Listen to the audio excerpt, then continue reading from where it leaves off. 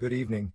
Tonight, we bring you a deeply disturbing story from Prince George's County, Maryland, where a senior citizen's obsession with causing pain through electromagnetic energy weapons has escalated to dangerous levels. This case highlights the critical need for intervention by senior social services to protect both the victim and the offender's family, as well as the broader community. That's right, Matthew. The subject of our report is an elderly man who has become consumed by a sadistic desire to inflict pain on his upstairs neighbor. His fixation has turned into a dangerous battle of wills, where he can no longer control his actions. Despite the clear need for intervention, his family remains silent, possibly out of fear or coercion. High doses of electromagnetic radiation are likely impacting the offender's mental state. Prolonged exposure can lead to severe psychological effects, including heightened aggression, paranoia, and loss of self-control. The offender's descent into a frenzy of sadistic behavior suggests that his brain is being adversely affected by the very weapons he uses to torment others. The offender's family appears to be in a perilous situation, Matthew. There's a strong possibility that they are being controlled or even held hostage by the elderly man, who insists they do not report his crimes.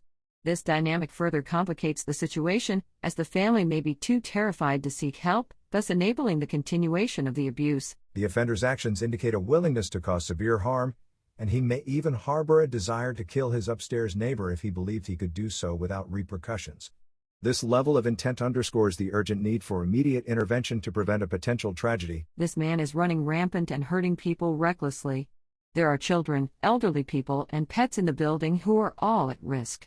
The sound of machinery, which resembles an industrial generator, is constantly heard coming from his apartment. It's alarming that nobody knows how or why this man has such sophisticated equipment in his possession. The landlord has been convinced that this man is harmless and continues to ignore noise complaints from tenants above and below his apartment.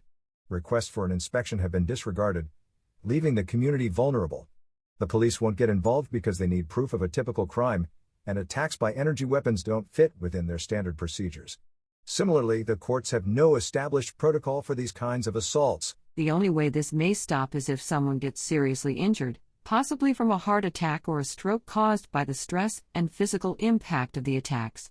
Unfortunately, if such an event were to occur, it might not be clearly attributed to the crime unless it is documented and repeatedly highlighted.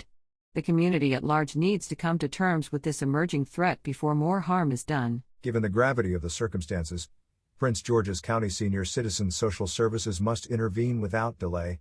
The recommended steps include immediate intervention.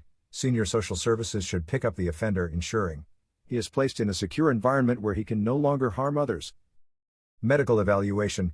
The offender should undergo a comprehensive medical and psychological evaluation to assess the impact of electromagnetic radiation exposure and his overall mental state.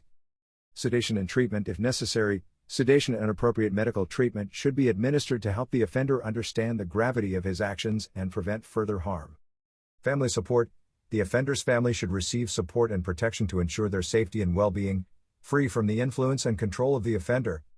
Legal action. Legal measures should be taken to hold the offender accountable for his crimes and to prevent future incidents of abuse. This case highlights the urgent need for a coordinated response from senior social services, medical professionals, and law enforcement. By taking swift and decisive action, we can protect the victim, support the offender's family, and address the underlying issues contributing to this dangerous situation. It is imperative that we act now to prevent further harm and bring an end to this cycle of abuse. Absolutely, Joanna.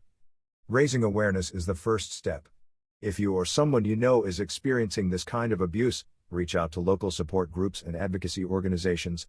There is help out there, and together, we can break this cycle. We will continue to follow this story and bring updates as they develop. Stay tuned and remember, your voice matters. Let's stand together against such injustices and work towards creating a society that supports and believes victims of these invisible crimes. Thank you for joining us tonight. Stay safe and take care. Good night. Good night.